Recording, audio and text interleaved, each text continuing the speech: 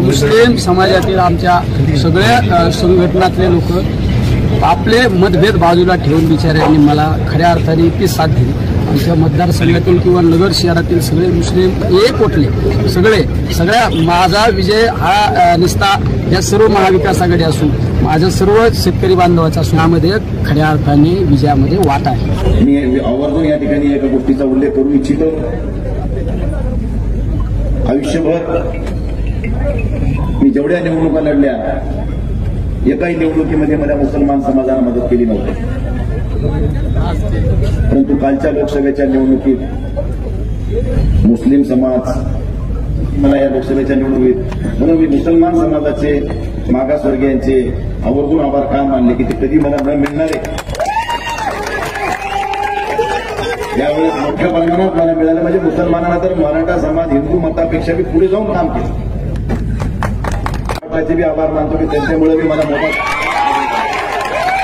बघा ज्याचं खावं मीठ त्याचं करावं नीट। ज्यानं आपल्याला मदत केली त्याचं जग जाहीर बोललं पाहिजे की मी प्यार किया तो डरना क्या। अरे मला या संसदेमध्ये पाठवण्यासाठी ज्यांनी योगदान दिले त्या सगळ्या समाजाचा नामोल्लेख मी एवढ्यासाठीच केला की सगळ्यांनीच मला मदत केली, पण विशेष मदत कोणाची झाली ती मराठा मुस्लिमांनी मागितली। मुस्लिम समाजाला रेल्वे म्हणजे त्यानं तिकटाला पैसे मागितले नाही, ते बाहेर गावून आले, ऑटो आहे काय नाही बघितला नाही, नीट आपलं बाई उन्हाचं आले,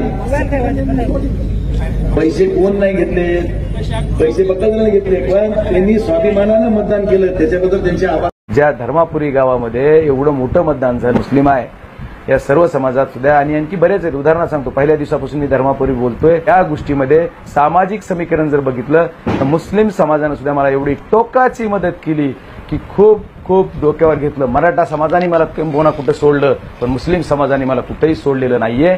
मुस्लिम समाज हा माझ्या वर्ग दैवतासारखा राहिलेला आहे।